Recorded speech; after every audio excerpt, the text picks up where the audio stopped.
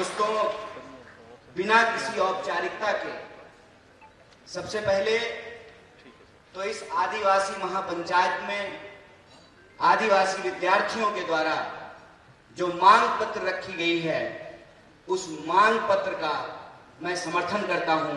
इस मांग पत्र का मैं हार्दिक अभिनंदन करता हूं।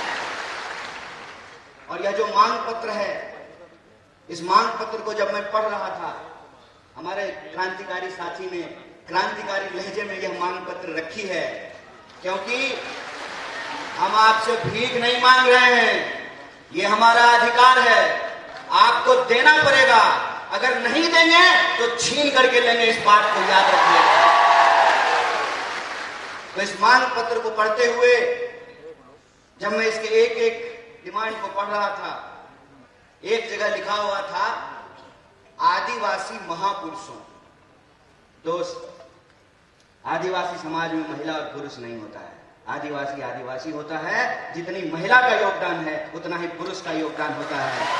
तो हम अपनी संस्कृति को नहीं छोड़ेंगे, हम अपने इतिहास को नहीं छोड़ेंगे, और हमको किसी और की संस्कृति और किसी और के इतिहास में अपने आप को एडजस्ट करने की जरूरत नहीं है। ये दूसरे समाज में होता होगा, महिला और पुरुष, आदिवासी समाज में महिला और पुरुष नहीं होता है। होता है क्या? हमारी बहनें बैठी हुई हैं, हमारे भाई बैठे हुए हैं। हमारे घर में, हमारे परिवार में जितनी इज्जत पुरुष का है, उतनी ही इज्जत महिलाओं का भी होता है। यही आदिवासी होने की पहचान होती है। मैं आपसे आग्रह करता हूं कि आप महापुरुषों की जगह महामानव शब्द का इस्तेमाल करना शुरू कीजिए। अन्य मांगों को जब मैं पढ़ रहा था, यह जो मांग है, इस मांग के लिए मैं यह बात आप सबके सामने साझा करना चाहता हूं कि हमारे साथी ने कहा कि अब हम बोलना सीख गए हैं, अब हम राजनीति भी समझ रहे हैं, अपनी मांग भी हम मनवा लेंगे। और यह जो बोलने का इतिहास है, यह एक लंबा संघर्ष है, एक लंबी लड़ाई है। और इस संघर्ष में आपने बार बार देखा होगा कि किस तरीके से हमारी लड़ाई को गुमराह करने की कोशिश की जाती है, उसको भटकाने की कोशिश की जाती है। सबसे पहले जो हमारी पहचान है आदिवासी, उसको आजकल वनवासी करने का प्रयास किया जा रहा है। बोलिए, अगर वन में रहने वाले लोग बासी हैं, तो जो लोग फ्लैट में रहते हैं उसको फ्लैट बासी कहना शुरू कर दें क्या? अरे भारत में रहने वाला हर कोई भारतवासी है, लेकिन इस जमीन पर सबसे पहले जो उन्होंने रहना शुरू किया, निवास करना शुरू किया, वो आदिवासी हैं। और ये सम्मान की बात है, ये गर्व की बात है। जो इस बात को गुमराह करना चाहते हैं, उनकी राजनीति आपको समझना पड़ेगा। उनकी राजनीति क्या है? उनकी राजनीति यह है कि आपका जंगल काटने के लिए आप कुल्हाड़ी का इस्तेमाल करते हैं, लेकिन उस कुल्हाड़ी में जो लकड़ी लगी होती है वो किसी पेड़ की ही लकड़ी होती है। यह जो राजनीति है, इस राजनीति को हमको समझना पड़ेगा कि हम किस दौर में आज आकर के खड़े हैं। देश की महामहिम राष्ट्रपति आदरणीय द्रौपदी मुर्मू जी भी आदिवासी हैं कि नहीं है? और आपने टीवी में देखा होगा, बड़े जोर शोर से कांग्रेस पार्टी पे कीचड़ उछाला गया कि हम आदिवासियों का सम्मान नहीं करते हैं। बताइए, इस देश का इतिहास उठा करके देख लीजिए। पंडित जवाहरलाल नेहरू वो पहले व्यक्ति हैं जिन्होंने आदिवासियों के प्रतिनिधित्व को संविधान सभा में सुनिश्चित किया। और यह सुनिश्चित किया कि अंग्रेजों ने जिस तरीके से जंगल के कानून बना करके आदिवासियों को उनके जल जंगल जमीन से महरूम कर रहे हैं, जंगल जमीन पे पहला अधिकार आदिवासियों का होगा, ये पंडित जवाहरलाल नेहरू ने सुनिश्चित किया। आप इतिहास उठा करके देख लीजिए। और मैं प्रधानमंत्री की तरह इतिहास में फेल नहीं हूं, पूरा नंबर आया है हमको, इतिहास में पूरा नंबर आया है। इतिहास उठा करके देख लीजिए कि जिनको डीनोटिफाइड ट्राइबल्स कहा जाता था, अंग्रेजों ने, जो हमारे महान नेता थे, आपने तांत्या मामा का नाम सुना होगा, आपने जो है धरती आबा बिरसा मुंडा का नाम सुना होगा, ये जल जंगल जमीन की लड़ाई लड़ने वाले हमारे महामानव हैं, आदिवासियों के महान योद्धा हैं, और इनकी लड़ाई में मुक्ति का मार्ग था, इनकी लड़ाई में आजादी का मार्ग था।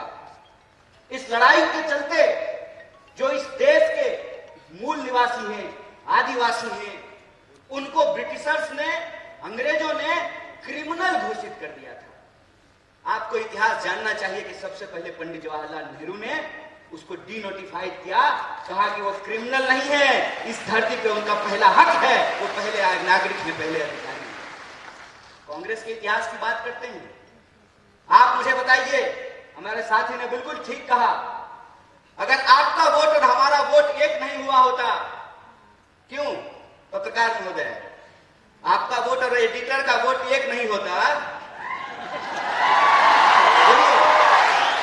महिला और पुरुष का वोट एक नहीं होता, हेलीकॉप्टर पर उड़ने वाला और साइकिल पर चलने वाला का वोट अगर एक नहीं होता, तो जया शाह के पप्पा इंदौर का चक्कर लगा रहे होते।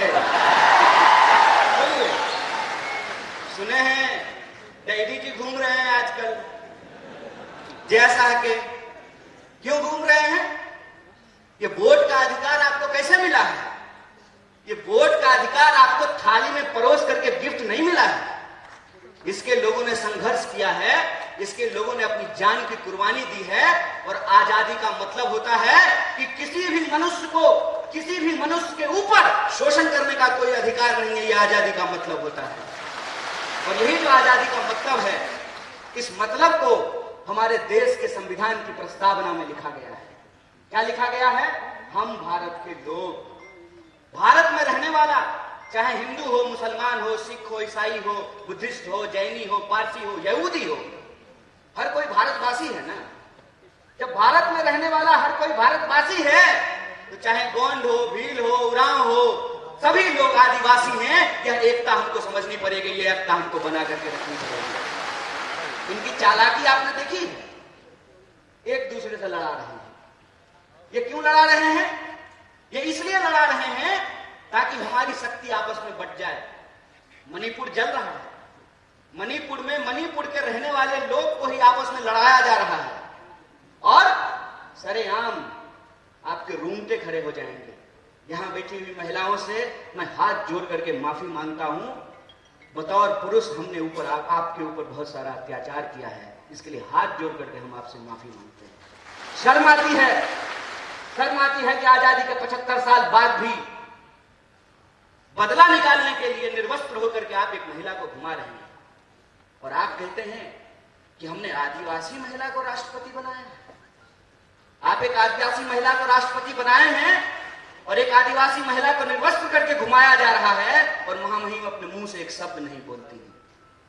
यह बात हमको समझनी पड़ेगी कि लकड़ी काटने वाले कुल्हाड़ी में भी लकड़ी लगा होता है। इस राजनीति को हमको समझना पड़ेगा। हमको समझना पड़ेगा कि अगर जो हमारा वोट और आपका वोट एक है, महिला और पुरुष का वोट जो एक है, हेलीकॉप्टर पर चलने वाला और फॉर्च्यूनर पर चलने वाला और टूटी हुई साइकिल लेकर चलने वाला का वोट जो एक है, यही वोट की ताकत है कि यह जमहूरियत जिंदा है, यह लोकतंत्र जिंदा है। 5 साल के लिए ही सही, 5 साल के लिए ही सही, इनको जनता के बीच जाना पड़ता है, जनता की अदालत में आना पड़ता है, और अपनी नाकामियों को छुपाने के लिए तरह तरह का झूठ बोलना पड़ता है। अभी हमको एक पत्रकार पूछ रहे थे कि गृह मंत्री ने कहा है, माँ बाप ने कितना सुंदर नाम रखा है, नरोत्तम, नड़ों में उत्तम, और काम कैसा है, निकृष्टम। कैसे है निकृष्टम? निकृष्टम ऐसे है कि भाई तुम सरकार चला रहे हो, 20 साल से तुम्हारी इस प्रदेश में सरकार है, और तुम विपक्ष की तरह सवाल पूछ रहे हो। है दम चैलेंज करते हैं यहां से खड़ा होकर के। इंदौर में 2 गृह मंत्री है, चैलेंज करते हैं कि अगर हमने गलत किया है तो हमको इंदौर की जेल में डालो, अगर हमने गलत नहीं किया है तो देश को गुमराह करना बंद करो, देश से माफी मांगो, बकवास करना बंद करो। हमको मालूम है कि ये झूठ क्यों बोलते हैं। ये झूठ इसलिए बोलते हैं क्योंकि हमारे सच का सामना नहीं कर सकते हैं। करेंगे हमारे सच का सामना। सच ये है कि इनका बेटा विदेश पढ़ने के लिए गया है। मामा का, और मामा के संदर्भ में मैं आपको बता दूं, मेरा नाम कन्हैया है और कन्हैया ने कंस का वध किया था और कंस भी मामा था। ये संदर्भ मैं इसलिए बता रहा हूं कि हमको सच्चाई आंख खोल करके देखने की जरूरत है। इस प्रदेश में गरीब के लिए महाविद्यालय नहीं बनेगा, गरीब के लिए विश्वविद्यालय नहीं बनेगा, गरीब के लिए छात्रावास नहीं बनेगा। क्यों? क्योंकि जब मुख्यमंत्री का बेटा विदेश पढ़ने के लिए जाएगा तो आदिवासी के लिए महाविद्यालय क्यों बनाएगा? और जब चुनाव आ गया है, 20 साल से सरकार चला रही है, जब चुनाव में 20 महीना बचा है, तब इनको बहन जी लाडली की याद आई है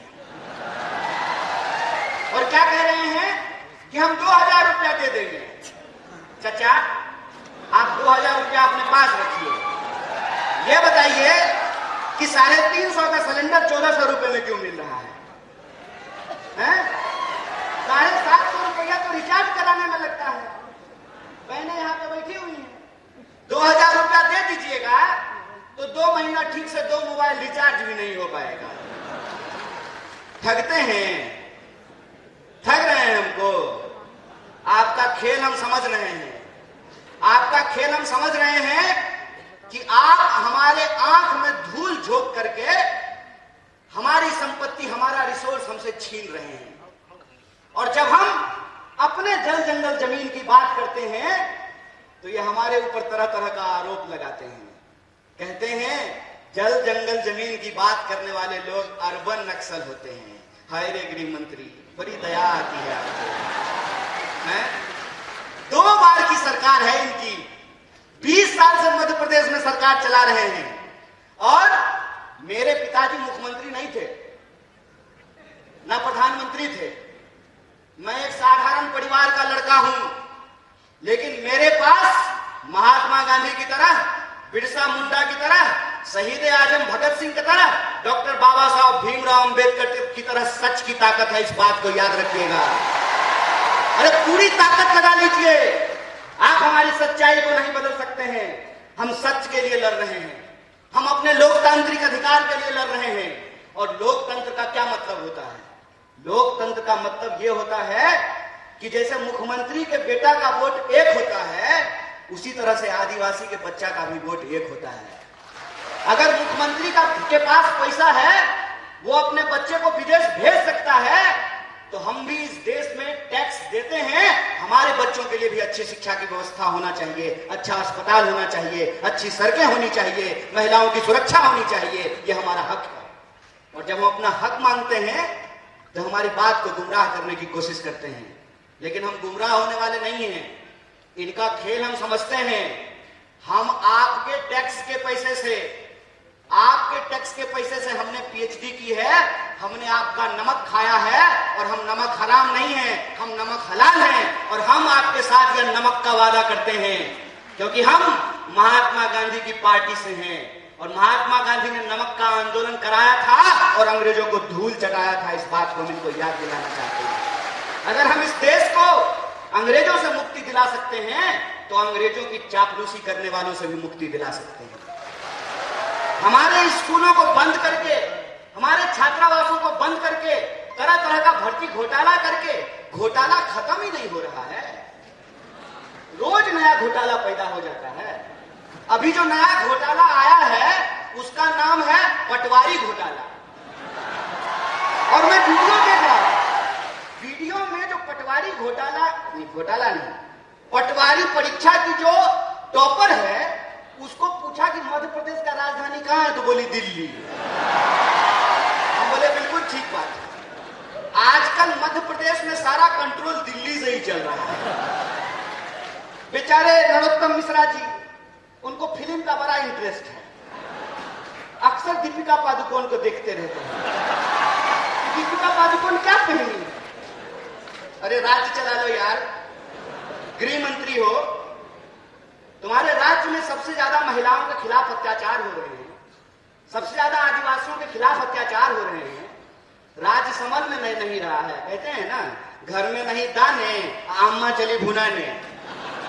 पहले अपना राज्य तो चला लीजिए। घोटाले होते रहते हैं और पूरा कंट्रोल। पहले इनको मुख्यमंत्री बनने का मन था, मुझे भी सूत्रों से पता चला है। क्या क्या चीज है? मीडिया के लोग यहाँ बैठे हुए हैं, बोलिए ना, डरिए मत। अरे लोकतंत्र है, सबको बोलने का हक है। अरे हम लोग तो एक नारा लगाते हैं, जगह है कितनी जेल में तेरे, देख लिया है देखेंगे। कितने लोगों को जेल में डाल देंगे? सच बोलिए, सच की ताकत होती है। पहले इनको कहा कि ऐसे ही उलझलूल बात किया करो, सोशल मीडिया पे पॉपुलर हो जाओगे। और जैसे पटवारी की परीक्षा की टॉपर को मध्य प्रदेश की राजधानी दिल्ली लगती है, इनको भी सत्ता का केंद्र आजकल दिल्ली लगता है। और जब चुनाव आता है तो दिल्ली इंदौर में घूमना शुरू कर देता है। आजकल दिल्ली इंदौर घूम रहा है। तो जब आ ही गए हैं नेकी और पूछ तो इनसे पूछ लेना चाहिए कि क्यों घोटाले पे घोटाले हो रहे हैं, क्यों आदिवासियों के खिलाफ अत्याचार हो रहे हैं, क्यों महिलाओं के खिलाफ अत्याचार हो रहे हैं, क्यों आपके द्वारा किए गए एक भी वादे पूरे नहीं किए गए। और जब चुनाव आया है, लाडली योजना, समझ रहे हैं साहेब, अपने लाडले के लिए लाडली योजना लेकर के आए हैं साहब। ये सच्चाई हम देख रहे हैं। इस सच्चाई को मैं अपने आदिवासी भाई बंधुओं से कहना चाहता हूं, अपनी बहनों से कहना चाहता हूं कि ये मौका है कि जो 20 साल से आपने अत्याचार झेला है, उस अत्याचार का आपको बदला लेना है और उनको एहसास कराना है कि राजा का बेटा राजा नहीं होगा। ये लोकतंत्र की ताकत है। और लोकतंत्र की ताकत ये है कि सब लोगों को चुनाव लड़ना पड़ता है। कमलनाथ जी भी चुनाव लड़ते हैं, दिग्विजय सिंह जी भी चुनाव लड़ते हैं, और नरोत्तम मिश्रा को भी लड़ना पड़ता है। एक उदाहरण आप मुझे सोच करके बताइए। और यहाँ पर चूंकि कांग्रेस के वरिष्ठ नेता मौजूद हैं और हमारे आदिवासी भाई बंधु हैं, इसलिए कहना जरूरी है कि श्रीमती गांधी को 2 बेटे, संजय गांधी और राजीव गांधी, दोनों कांग्रेस में थे। बाद में संजय गांधी जी की पत्नी बीजेपी में चली गई, चुनाव लड़ी, चुनाव जीती। राजीव गांधी जी की पत्नी भी चुनाव लड़ी, चुनाव जीती। तो बीजेपी में लोकतंत्र कैसे है और कांग्रेस में राजतंत्र कैसे है? वहां जो बहुत चुनाव जीती तो वो लोकतंत्र है, और श्रीमती गांधी की यहां जो बहुत चुनाव जीती तो यह राजतंत्र है। हाय रे बेईमान, बेशर्मी देखे हो, बेशर्मी। अरे ये कांग्रेस पार्टी ही है जिस पार्टी ने इस देश में जमहूरियत को स्थापित किया है। और ये जमहूरियत की ताकत है कि राहुल गांधी जब अमेठी से चुनाव जीतते हैं तो इनके नजर में वो राजतंत्र है, और वो मैडम जो है, सास जो कभी बहू थी, है ना, वो जब अमेठी से चुनाव लड़ी है तो लोकतंत्र है। हाय रे चोरी। मैं तो यही कहता हूं कि अगर इस देश में पंडित जवाहरलाल नेहरू नहीं होते ना, तो नरेंद्र मोदी भी देश के प्रधानमंत्री नहीं हो पाते। अगर इस देश में गांधी नहीं होते, इस देश में अगर भगत सिंह नहीं होते, इस देश में अगर बिरसा मुंडा नहीं होते, इस देश में अगर डॉक्टर बाबा साहब भीमराव अंबेडकर नहीं होते, तो एक आंगनबाड़ी का बेटा खड़ा होकर के 2 मुख्यमंत्री के सामने भाषण नहीं दे रहा होता। ये लोकतंत्र है, और इस लोकतंत्र की ताकत को आपको समझना पड़ेगा। इसीलिए मैं अपने आदिवासी भाइयों और बहनों से कहना चाहता हूं कि जो आपका मांग पत्र है, ये मांग पत्र कोई ऐसे नहीं मानने वाला है। ये मानेगा आपके वोट की ताकत से, और आपको अपने वोट की ताकत दिखानी है। और 20 साल का ये जो घोटालों का राज है, इस घोटालों के राज को आपको समाप्त करना पड़ेगा। बोलिए, कीजिएगा कि नहीं कीजिएगा? पीछे से ए भाई, करना है ना, बदलना है ना। अगर बदलना है तो मैं सहमत हूं इस बात का कि समाज में बदलाव सिर्फ पार्टी से नहीं होती है, समाज में बदलाव समाज के सहयोग से होता है। इसीलिए कांग्रेस पार्टी अपने दम से चुनाव लड़ेगी, कांग्रेस के कार्यकर्ता अपने दम से चुनाव लड़ेंगे, लेकिन मध्य प्रदेश के एक एक नागरिक को अपने हक और अधिकार के लिए, और 20 साल से जिनके सत्ता का अहंकार है, उस अहंकार को चकनाचूर करने के लिए इस सत्ता को, इनको कुर्सी से बेदखल करना पड़ेगा, इनको हराना पड़ेगा। और ये सवाल इनसे पूछना पड़ेगा कि उधर उधर की बकवास बंद करो, ये बताओ कि हर साल 2 करोड़ नौकरी क्यों नहीं पैदा हुई, ये बताओ कि हमारे खाते में 15 लाख रुपया क्यों नहीं पहुंचा, ये बताओ कि आए दिन महिलाओं के ऊपर बलात्कार क्यों हो रहा है, क्यों दलितों के ऊपर अत्याचार हो रहा है, क्यों आदिवासियों के ऊपर अत्याचार हो रहा है। और यहाँ हमारे सिपाही लोग खड़े हैं। एमएलए साहब को पेंशन मिलेगा, कांस्टेबल को नहीं मिलेगा, ये ठीक बात है? तो पूछिएगा अगली बार मामा को कि मामा हम भी जो है डंडा नहीं चलाएंगे, अगर आपको पेंशन मिलेगा ना तो हमको भी ओल्ड पेंशन स्कीम देना पड़ेगा, हमको ये लागू करना पड़ेगा। और ये जो मांगे हैं, ये मांगे इस प्रदेश की मांग है, इस मांग को इनको मांगना पड़ेगा। और नॉर्मलाइजेशन के नाम पे, नॉर्मलाइजेशन के नाम पे जो बेईमानी चल रहा है, तो जैसे ये आपके नंबर का नॉर्मलाइजेशन कर रहे हैं ना, आपको इनकी सीटों का नॉर्मलाइजेशन करना पड़ेगा। बोलिए कीजिएगा नहीं कीजिएगा? अगर कीजिएगा तो मध्य प्रदेश में परिवर्तन होगा। और सिर्फ मध्य प्रदेश में परिवर्तन नहीं होगा, इंदौर से परिवर्तन की लहर दिल्ली तक पहुंचेगी और दोनों गृह मंत्री फिर से तरीपार होंगे, यह हमारा पूरा भरोसा है। इसी आशा और विश्वास के साथ आप तमाम लोगों को एक बार फिर से शुक्रिया अदा करते हुए, धन्यवाद कहते हुए अपनी बात को खत्म करूंगा। शुक्रिया। इनकलाब जिंदाबाद। जय आदिवासी, जय हिंदुस्तान, जय कांग्रेस।